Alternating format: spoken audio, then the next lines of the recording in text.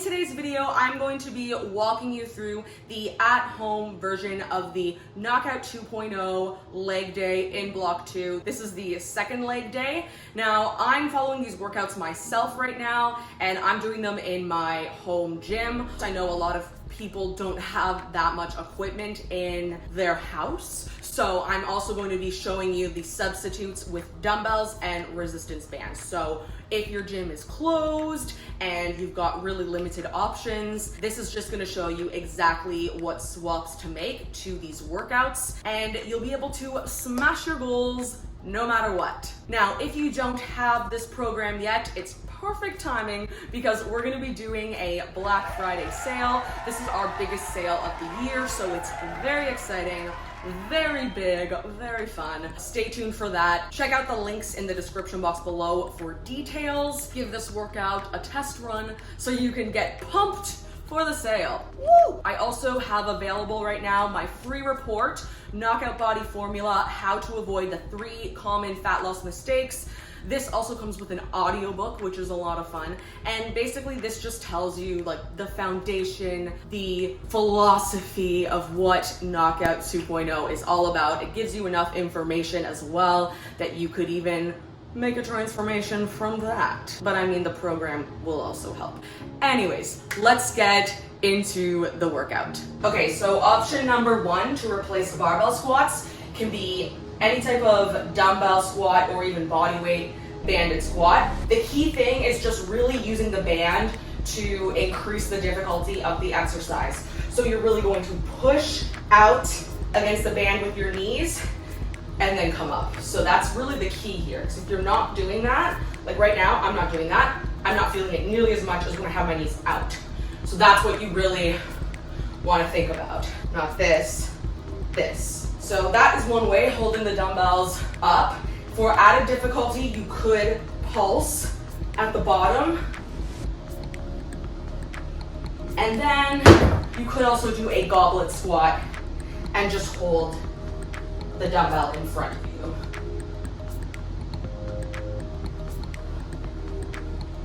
So we're replacing barbell B-stance deadlifts with dumbbell B-stance deadlifts. So same form, otherwise you keep your front foot is doing most of the work, your back leg is just there for balance and to support you, and then perform it same as you would a regular deadlift. So flat back, bringing the dumbbells down, and then coming up.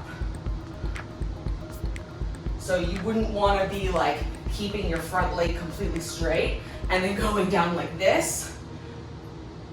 Or another mistake people will make is kind of doing it like a squat, and that's not what we're doing either. So you're bending forward, pushing your hips back, and coming up. Now, if you don't have dumbbells, you can actually do this with a band as well. So you would just loop the band around your front foot and then take the same stance. And when you do this, you'll really want to squeeze at the top because that's where the most resistance is.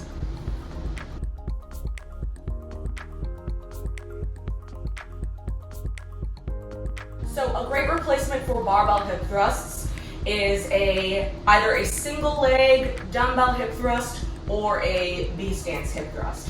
So when I do the single leg, I like to cross my heel over. You can also just leave your foot up, but I feel a lot better doing it this way.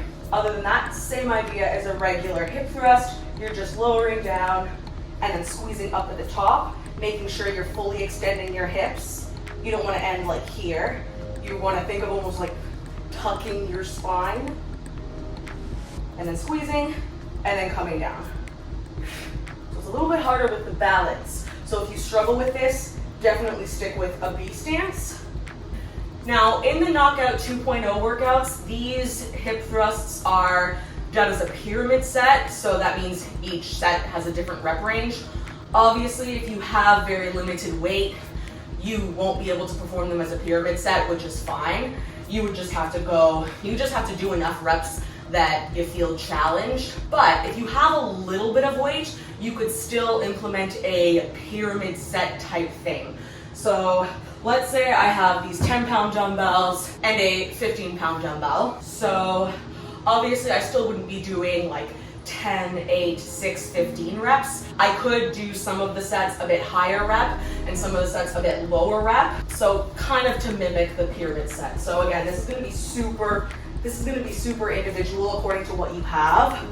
But say if I did this, I would kind of just play around with it and see like, okay, what is the most difficult number of reps I can do with a 15-pound dumbbell? And I'd be like, okay, so now I'll go higher than that with the 10-pound. Just kind of, if you're doing the program, kind of look at the workout and just experiment with what you have at home. Bottom line, at the end of the day, most important thing is just to make sure you're pushing yourself and focusing on getting stronger each week. So don't overthink what you do with this here, because the most important thing is that you're progressing in some way. Okay, and then we superset that with floor-seated banded abductors. Obviously that's the exact same, because a band is a band.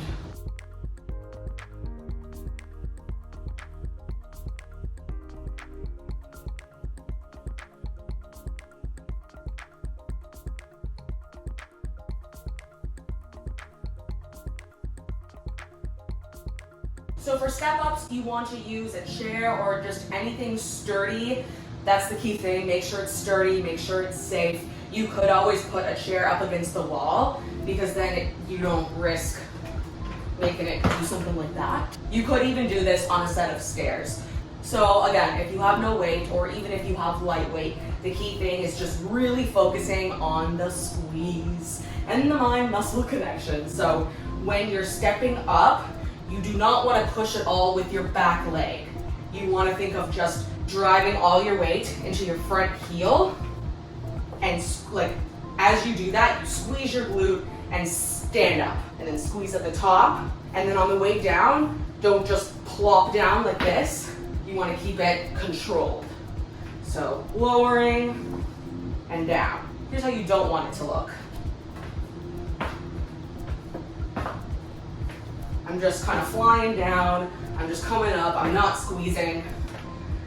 But now if I dig my heel, lunge forward, keep my back straight, I do slightly lean forward just to really distribute the weight into the booty.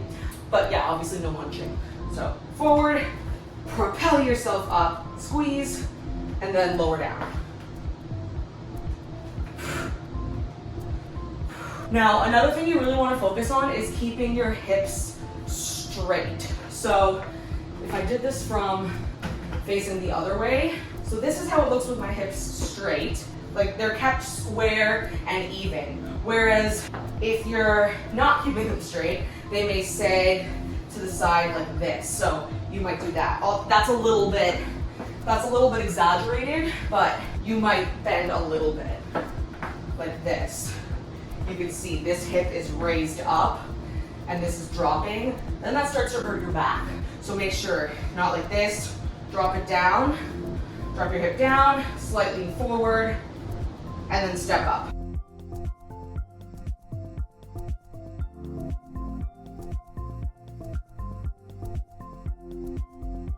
Another challenging single leg exercise you could do instead of step-ups is pistol squats. And obviously you could start with the modified and then increase difficulty over time. So if you were to do it on a chair, you would just focus on, same thing, keeping your hips straight and then sitting back, tapping your butt on the chair, not fully lowering, keeping that tension, and then coming up. And this is a really great exercise to include for at home because it's really, really difficult. Like this is an advanced body weight movement. So if you can master these, that's a really good accomplishment. It's another great at-home exercise. So the gym version of the program has Swiss ball leg curls, and I'm gonna review the form because some people may have this at home.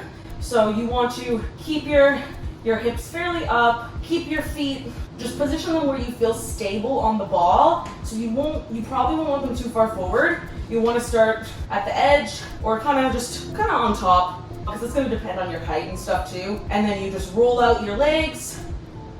That was some weird hand motions there. And then squeeze up. So on the way down, as always, really squeeze, keep it controlled, and same as on the way up. So like, I'm really squeezing my butt, I'm squeezing my hamstrings, keeping my core engaged, and then slowly bring out, and then in. Don't let your hips drop too much, and it's, sometimes you might lose balance a little bit, and that is completely fine.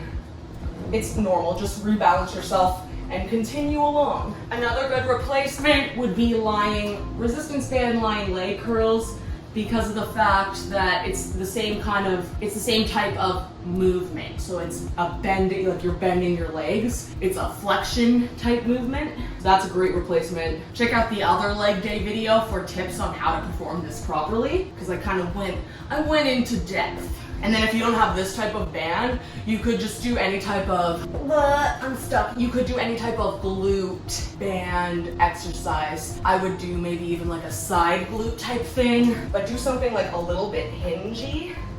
So you could just do like side to side steps like this. So you could still go into a full squat, but I'm trying to like bend a bit back like this so I can kind of feel a little bit of hamstring engagement, and then just step into the side.